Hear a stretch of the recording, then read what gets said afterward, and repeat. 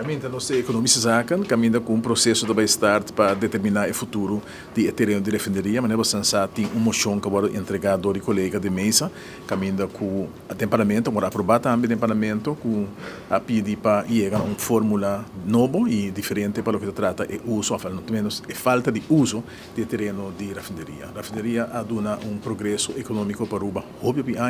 e agora que nós saco depois que tanto ela para será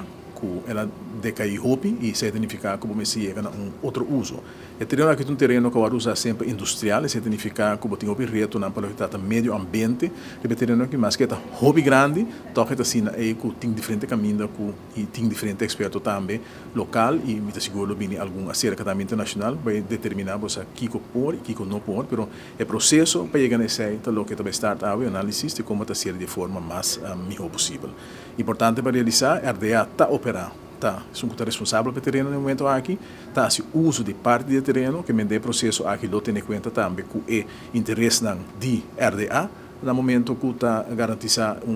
repurposing do terreno. Nós participamos ainda, junto com o ministro Dowers, na uma sessão técnica de expertos de Aruba e expertos de Holanda, que a começar a kick-off para o que é o desenvolvimento do terreno de refinaria. Compromisso de gabinete AVE futuro que vai evaluar como por desmantelar a refinaria, sanar o terreno e bem com desenvolvimento econômico, holístico,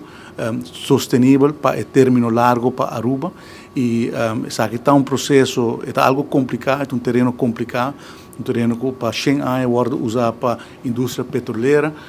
Dus tem parte que o mestre pode sanar, mestre pode ser limpo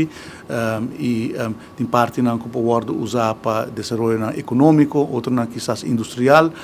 pero na princípio de governação nós agrícola nos quer para o processo está transparente, caminha que tem regra na clear de princípio que nós trabalhamos, caminha com outra instância por controlar que o guarda assim e nós quer ter melhor experto para ajudar-nos com isso aqui. E de quadro é o governo de Aruba, acerca também o governo de Holanda, para com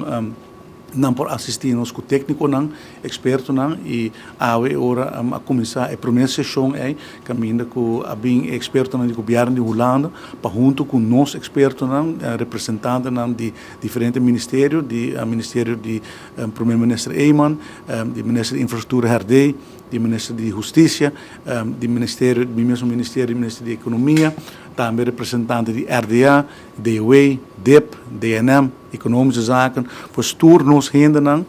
junto com expertos de Holanda, para preparar a documentação como este chega na prometo do Estado Público, para nos por expertos para ajudar-nos com para desenvolver isso aqui.